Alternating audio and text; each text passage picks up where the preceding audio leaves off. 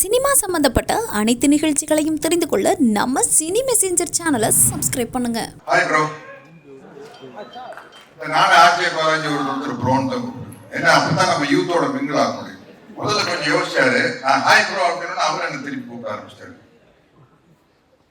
அந்த மாதிரி ஒரு யூத்தான டீம். நம்ம ராஜன் சார் பேசும்போது சொன்னாரு, புரட்சி தலைவர் எம்ஜிஆருடைய அன்புக்கு பாத்திரமானவர் ஐஸ்வரி வேலன் அவர்கள். எனக்கு ரொம்ப நாளா ஒரு டவுட், இந்த ஐசரிங்கிறது எப்படி வந்தது எனக்கு தெரியல.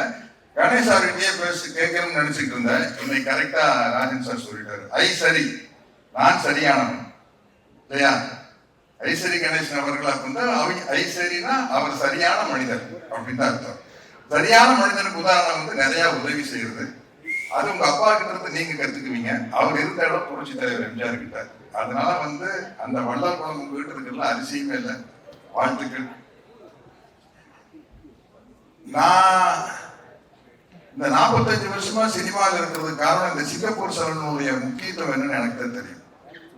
சிகை அலங்காரம் இதை வச்சுதான் 45 வருஷமா வண்டி ஓட்டிட்டு இருக்கிறேன். ஏன்னா ஒரு ஹேர் ஸ்டைல் அப்படிங்கிறது வந்து வாழ்க்கையில் அவ்வளவு முக்கியமான ஒரு விஷயம். ஒரு பிக்கு எவ்வளவு வேலை செய்யுது அப்படிங்கிறது எனக்கு தான் தெரியும். ஒரு சின்ன ஹேர் ஸ்டைல் சேஞ்சினால வந்து அந்த முகத்தினுடைய ஸ்டைல் அப்படியே மாறிடும். புரட்சி தலைவர் எம்ஜிஆர் அவர்கள் ஆரம்பத்தில் இருந்தப்போ ஒரு ஹேர் ஸ்டைல் இருப்பாரு, சோசியல் பிக்சருக்கு வந்தோம்னா அப்படியே மாறிடும். அதே மாதிரி ரஜினி சார் எடுத்துங்க, ராஜாஜி ராஜாவுக்கு ஒரு ஹேர் ஸ்டைல் மாறும். விஜயகாந்த் சாருக்கு அதே மாதிரி தான். அம்மன் கோயில் கடற்கால பீரியட்ல ஒரு ஹேர் ஸ்டைல் இருப்பாரு. அதுக்கப்புறம் வேற ஒரு ஹேர் ஸ்டைல் வரும்போது அந்த லுக்கே டோட்டலா மாறிச்சு. ராஜாஜி ராஜாலே பின்னாடி விஜயகாந்த் சார் வந்து ஒரு ஹேர் ஸ்டைல் மாற்றும் போது அந்த லுக்கே அப்படியே மாறிச்சு. அதனால வந்து அவ்வளவு முக்கியமான விஷயம் இந்த சிகை அலங்காரம். அதை பேச வச்சு படம் போடுறது ரொம்ப நல்ல விஷயம். என்னைக்குமே ஒரு ஹீரோக்கு வந்து வெற்றிகள் வர வர சினிமாவில் வந்து அதை இன்னும் கொஞ்சம் பட்ஜெட்டை மேல ஏற்றினா தான் அந்த ஹீரோ வந்து வேற ஒரு தளத்துக்கு கொண்டு போக முடியும்.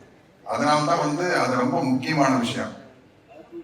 நம்ம ப்ரோ ஆர்ஜே பாலாஜியை பொறுத்த வரைக்கும் எல்கேஜி பண்ணாரு, அம்மன் மூக்குத்தி அம்மன், அப்புறம் வீட்டுல விசேஷம் ரன் ரன். அப்போ இப்போ வந்து இந்த படம் இந்த சிங்கப்பூர் சரண் வந்து நிச்சயமா இதுக்கு முன்னாடி அவர் பண்ண பட்ஜெட்டை விட அப்படி மேல கொண்டு போற படம். ஏன்னா கிளைமேக்ஸ்ல வந்து அவ்வளவு கிராபிக்ஸ் ஒர்க் இருக்கு. இந்த கிராபிக்ஸ் ஒர்க்கை வந்து ஒரு டைரக்டர் வந்து கற்பனை பண்ணி சொல்லிடலாம், இப்படி சார் அப்படி சார் அப்படி சார் இப்படி சார்னு சொல்லிடலாம். ஆனா அந்த சிஜி ஒரு பிரமாதமா வர்றதுக்கு வந்து முக்கியமான காரணம் பணம். அது ப்ரொடியூசர்கிட்ட தான் இருக்குது.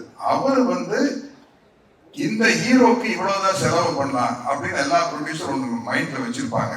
அதை தாண்டி செலவு பண்ணா இந்த படம் ஜெயிக்கும் அப்படிங்கிற நம்பிக்கை அந்த கதை உருவாக்குறது மூலமா தான் அந்த தயாரிப்பாளர் வந்து செலவு பண்ணுவாங்க. அப்படி இந்த படம் வந்து ஒரு ஒரு பிரம்மாண்டத்துல கிராண்டியர்ல வந்து ஆர்ஜே பாலாஜி வந்து நிச்சயமா அடுத்த கட்டத்துக்கு கொண்டு போயிடும். அதனால வந்து இனிமே சினிமாவில் வந்து இந்த சவுண்டு இதெல்லாம் டெவலப் ஆனதுக்கு அப்புறம் நம்ம வாயிலேயே வண்டியை ஓட்டிட்டு இருக்க முடியாது, வாயிலேயே வடை சொல்ல முடியாது. கொஞ்சம் பெரிய விஷயங்களை காப்பாற்ற முடியும். அப்படி இந்த படம் வந்து ஆர்ஜே பாலாஜிக்கு அமைஞ்சிருக்குது.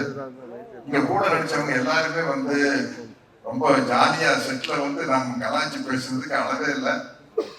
அந்த மாதிரி ஒரு ஜாலியா டீம். அப்புறம் சுகுமார் சார் நம்பிதான் இந்த விக்கையை நான் வச்சேன் படத்துல. டைரக்டர் சுகுமார் சாரையும் வச்சு, சார் எனக்கு தெரியுங்களா சார், தெரியாம பாத்துங்க சார் விக்கு மாதிரி. ஏன்னா இப்படி ஒரு விக்கு செய்யறது ஈஸி. இந்த படத்துல பாருங்க, நடுவுல வந்து டென்சிட்டி ரொம்ப கம்மியா இருக்கும். அது கொஞ்சம் ஏமாந்தா வந்து அந்த நெட் எல்லாம் ஒட்டுனா தெரிஞ்சிடும். அது சுகுமார் சார் கையில் தான் இருக்குது. அந்த கேரண்டி சுகுமார் சார் கொடுத்தனால தைரியம் அந்த விக்கையை வைக்க முடிச்சிருக்கு. அது பர்டிகுலரா இருந்தார் டைரக்டர், இப்படித்தான் வேணும் அப்படின்னு. இது நான் இதுக்கு முன்னாடி நிறைய கவுண்டர் பண்ணி என்ன கூட தம்பி வெடுவேலி கூட நம்ம தலைவர் மணிவண்ணன் கூட எல்லாம் சேர்ந்து காமெடி பண்ணியிருக்கேன். பட் நானே தனியா ஒத்தையா ஒரு காமெடி பண்ணி நடிச்சுன்னா அது இந்த படமா தான் இருக்கு. கிட்டத்தட்ட ஒரு இன்டர்வல் சீன் வந்து திருவிளையாடல் நாகேஷ் சார் மாதிரி ஐயோ தனியா புறம்ப விட்டுருக்கானே அப்படிங்கிற அளவுக்கு நம்மளே பேசி நடிக்கிற மாதிரி ஒரு சீன். அதை வந்து தைரியமா எனக்கு இப்படி ஒரு கேரக்டர் கொடுத்த டைரக்டர் கோவில் சாருக்கு என்னுடைய மிகப்பெரிய நன்றி தெரிவிச்சுக்கிறேன். ஏன்னா எல்லா விஷயமே வந்து டைரக்டர் கிட்ட இருந்து அப்ரூவல் வந்தா தான் முடியும். நம்ம ஒரு டயலாக் எழுதி கொடுக்குறாங்க, தகடு அப்படிங்கிறாங்க. டைரக்டர் வந்து இல்லை சார் 2 தடவை சொல்ல வேண்டாம் சார், ஒரு தடவை சொன்னா போகுது சார் அப்படின்னா கிட்டத்தட்ட எனக்கு ஒரு 7-8 கோடி ரூபாய் போயிருக்கு. அதுக்கப்புறம் தான் நம்மளுக்கு ஒரு மார்க்கெட் வருது இல்லையா. அந்த ஒரு சின்ன விஷயம் டைரக்டர் ஒரு சின்ன அப்ரூவல் கிடைப்பதன் மூலமா தான் ஒரு நடிகர் வந்து எங்கேயோ போக முடியும். அப்படி பல இடத்துல இருந்து நான் வந்து என்னை விட மூத்தவர்கள்கிட்டயும் எடுத்துக்குவேன், என்னை விட இளையவர்கள்கிட்டயும் எடுத்துக்குவேன். உண்மையிலேயே நான் கதாநாயகனா நடிச்சிருந்தப்ப என்ன கெஸ்ட் ரோல் கேட்கல வந்து நான் ரொம்ப யோசிப்பேன். கஷ்டப்பட்டு ஹீரோ ஆயிருக்கிறோம், வில்லனா நடிச்சு இப்ப போய் கெஸ்ட் ரோல் பண்ணோம், ஒரு கேரக்டர் பண்ணோம் அப்படின்னா வந்து இந்த ஹீரோ இடத்தை தக்க வைக்காம விட்டுருவோம் அப்படின்னு ஒரு பயம் இருந்தது. இப்ப கேரக்டர் ரோல் நடிக்கிறதையும் கூட ஒரு கெஸ்ட் ரோல் போறதுன்னா வந்து ரொம்ப யோசிப்பேன். அதுக்கு எனக்கு ஒரு தைரியத்தை உதாரணமா எனக்கு ஒரு தைரியத்தை கொண்டு வந்து கொடுத்தது வந்து விஜய் சேதுபதி தான். அவருக்கு அந்த மக்கள் செல்வன் அப்படிங்கிற பொருத்தம் ரொம்ப ரொம்ப பொருத்தம். அவர் வந்து அந்த அளவுக்கு வந்து எவ்வளவு பேர் ரசிகர்கள் வந்தாலும் சளைக்காம அவங்களோட போட்டோ எடுத்து முத்தம் கொடுத்து அதுதான் ரசிகர்கள் நம்ம கிட்ட எதிர்பார்க்கறாங்க இல்லைங்களா? நமக்கு வந்து அவங்க பணம் கொடுத்து டிக்கெட் வாங்கி கிட்டத்தட்ட சொல்ல போனா நம்மளுக்கு சோறு போடுறவங்க ரசிகர்கள் தான். அவங்க மேல தோல் மேல கை போட்டு ஒரு சளைக்காம நம்ம போட்டோ எடுத்துக்கிறது வந்து ரொம்ப முக்கியமான விஷயம். இதற்குத்தானே ஆசைப்பட்ட பாலகுமாரா மாதிரி ஒவ்வொரு நடிகர்கள்கிட்டையும் கேட்க வேண்டியது, இதற்குத்தானே ஆசைப்பட்ட நடிகர்களே.